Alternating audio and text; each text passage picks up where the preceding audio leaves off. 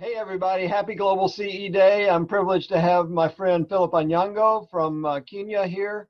Phillip, we've been hanging out for about 15 years now. How are you doing today? I'm doing good. Those daughters that I saw in 2009, they're all grown up, except for that one in Oh, high those are school. people. They're grown up now.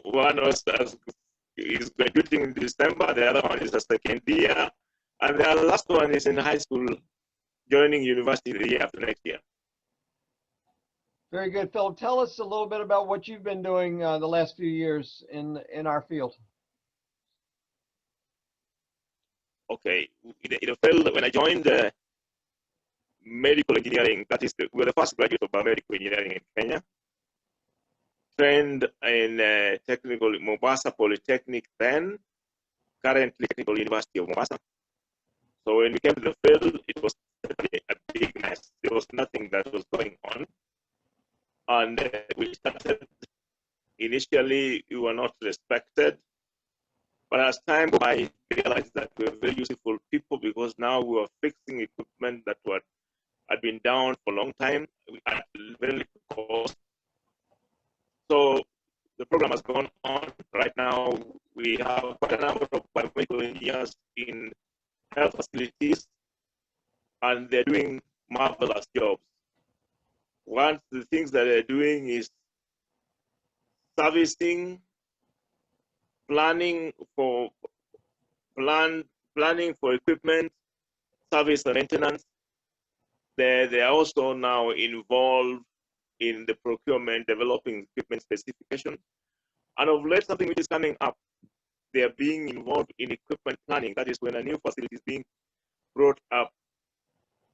There is no a biomedical engineer will always consultant must be the part of the team.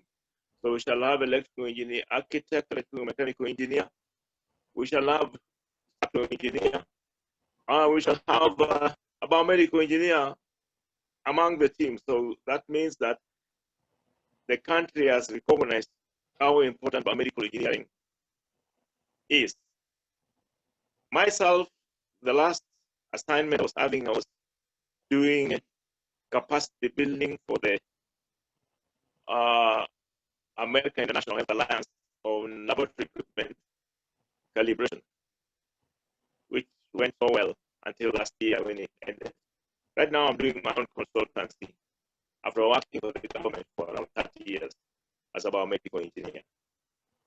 So Phillip, you've been a leader in your national society, AMEC, I know many times. Tell us what's going on with the National Society these days. AMEC is still an organization with quite a number growing. We do organize conferences. We do organize trainings. Even now, on the 22nd of this month, I'll send you a link.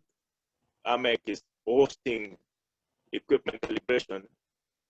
We're trying to create awareness on the importance of calibration of medical equipment. So AMEC, in conjunction with Kenya Bureau of Standards, is doing that. And one of the speakers is coming from, one speaker will be from Germany, and the other one is from Egypt, and the other one will be based in Kenya. So AMEC is creating a lot of awareness on the importance of clinical engineering in Kenya. Well, and now we are really working with the government, trying to talk with the government so that we have a board that is going to regulate the profession and to ensure that we even have certifications for our people. That is great news. So how has COVID affected clinical engineering in your country? Oh, COVID was a terrible thing, but our clinical engineers came in handy in setting up the emergency equipment, particularly the ventilators. So they were all over. Although we even had some people who are infected, but I thank God none of them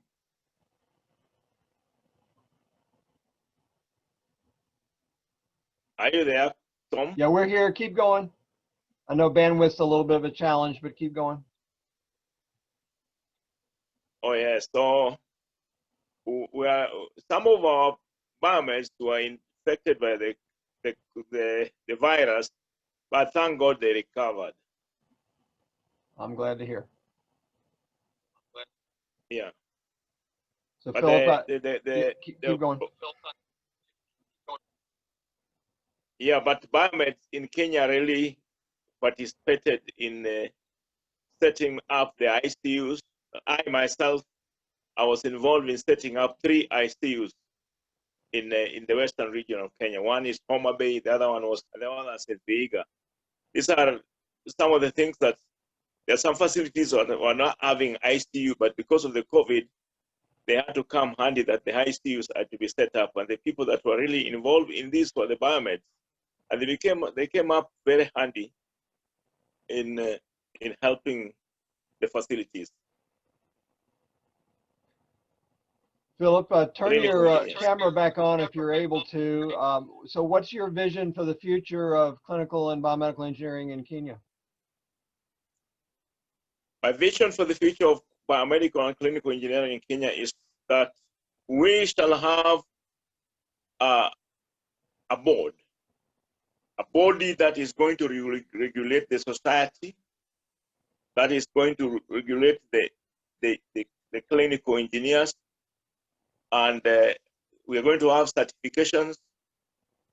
Then we are going to have a lot of testing of medical equipment going on. That is one thing which is slow in picking up because test equipments are very expensive. Yeah. Then the clinical engineering in Kenya, the training is picking up. We have seen some institutions coming up with master's programs, and soon we are going to have PhD programs. So I see a country that is going to recognize clinical engineers in Kenya, and the clinical engineers are going to have more and more participatory role in health facilities. Well, Philip, in closing, what messages do you have for clinical engineers around the world about our common work?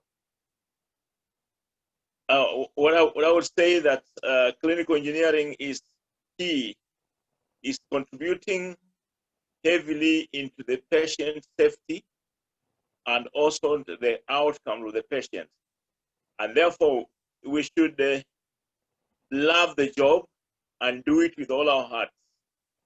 Because when we do it, we are not doing it for somebody else, but we are doing it for the patient. And this patient can be you, or it can be myself. Can we end up there?